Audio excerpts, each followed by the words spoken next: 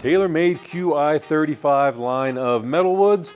Looks awesome. We have some great performance numbers coming out of them that we'll get into as well. Let's talk about just some of the technology that they all share. So this is going to be the 4th generation of the carbon twist face technology. If you don't know what that is, your traditional driver basically has a bulge in roll that is essentially symmetrical throughout. What TaylorMade did is they've made that a variable curvature to the face, and that helps your miss hits go even straighter. Been doing it again on 4 generations now, just updated even more with the Qi35. Still have the through speed slot we've seen in previous generations, and basically what that just allows for is on those low shots you get more flexing of the lower portion of the face, helps you to maintain ball speed as well as then distance on those miss hits. And then just again the infinity crown, where you now see the carbon wrapping down over the face a little bit. Visually I think it just looks a lot more appealing, but there is also some technology in there with weight savings as well, where then the engineers can move that weight around internally as well as externally to get the performance that they desire.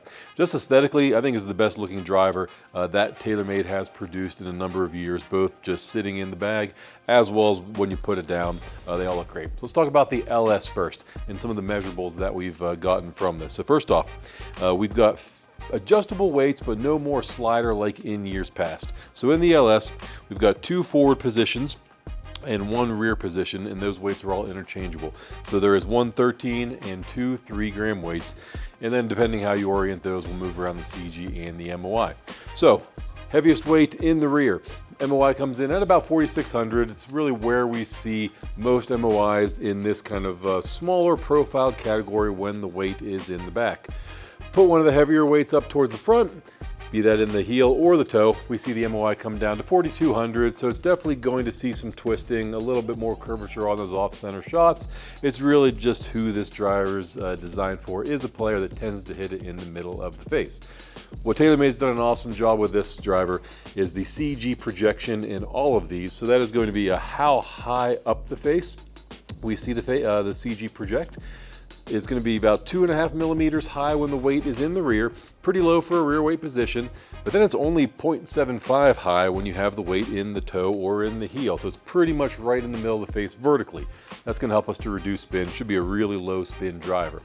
Whenever we move the weight into the toe, we see the CG move about 2 millimeters in that direction. Into the heel, it goes about 1.25 millimeters into the heel as well. So you do get a little bit of CG movement, trying to either fight a hook or fight a fade, again, depending on what you need. But it's definitely a better player's driver just because of the low MOI. Let's start moving into the models that fit a little bit more of the average golfer. And I think this one's going to be a home run for TaylorMade this year, and that is in their standard Qi35. They now have a rear and a front weight, so you can move the CG vertically. And what I love about this one is the CG is really neutral. Many times in years past, we've seen the TaylorMade CGs creep a little bit towards the toe, a little more fade inducing. It's good for a certain player. Now with the neutral CG position, this is really good for anybody. When you move a weight into the rear, so we've got a 3-gram and a 13-gram. 13-gram weight back here in the rear, we see the MOI at about 5,300, very high MOI. CG only 3 millimeters high, so still should be very low.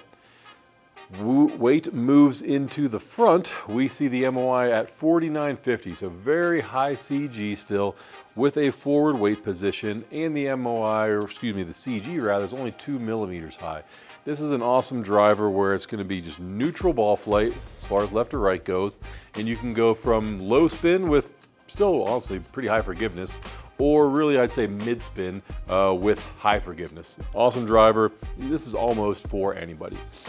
But if forgiveness is really what you seek, in the Qi10 we measured one of, if not the highest MOI driver we've ever measured. Qi35 is right there with it, coming in at, call it 5,850 with the MOI.